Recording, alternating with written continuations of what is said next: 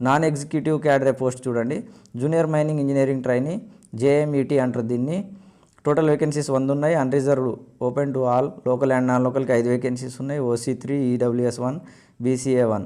Local 95 vacancies చూడండి, OC 33, EWS 9, BCA 6, BCB 10, BCC 01, BCD 07, BCE 04, SC 15, ST 10.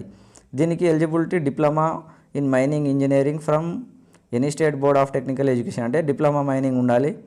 Final years అవుతున్న వాళ్ళు కూడా eligible దీనికి. 31/8/2024 లోపు వాళ్ళు సర్టిఫికేట్ని పొంది ఉంటే ఎలిజిబుల్. ఓకే, ఏజ్ 18 ఇయర్స్ నుంచి 30 ఇయర్స్ వరకు అండి. నెక్స్ట్ అసిస్టెంట్ ఫోర్మెన్ మెకానికల్, వీళ్ళకి ఎన్ని పోస్టులు ఉన్నాయంటే అన్రిజర్వ్డ్కి నిల్లు, అంటే open to all, local non లోకల్లో నిల్లు. లోకల్లోకి వచ్చేసరికి 9 వేకెన్సీస్ ఉన్నాయి. 03 EWS 02, ఓపెన్లో 3 ఉన్నాయి, EWS 2 ఉన్నాయి, BCB 1 ఉంది, BCC 01 ఉంది, SC 1 ఉంది, ST 1 ఉంది. ఇది mechanical foremen, assistant foremen, AFM అంటారు. డిప్లొమా ఇన్ మెకానికల్ ఇంజనీరింగ్ ఉండాలి.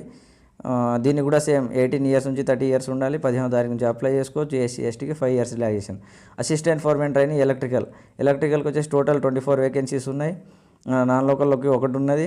లోకల్కి వచ్చేసి 23 వేకెన్సీస్ ఉన్నాయి. OC 9, EWS 2, BCA 2, BCB 1, BCC 01, BCD 01, BCE 01, SC 4, ST 2. Electrical STకి 2 ఉన్నాయి.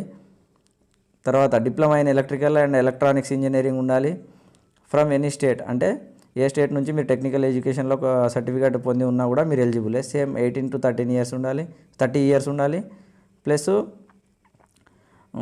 5 ఇయర్స్ ఏజ్ రిలాక్సేషన్ ST వాళ్ళకి. ఓకే, ఇలాంటి ఇన్ఫర్మేషన్ మీకు కావాలనుకుంటే నా ఛానల్ని సబ్స్క్రైబ్ చేసుకొని షేర్ చేయండి, లైక్ చేయండి. ఎందుకంటే ఏ రోజు అయితే వస్తుందో ఆ రోజే మీకు అప్డేట్ని అందించడానికి ట్రై చేస్తాను. Okay, like, subscribe and share. Bye.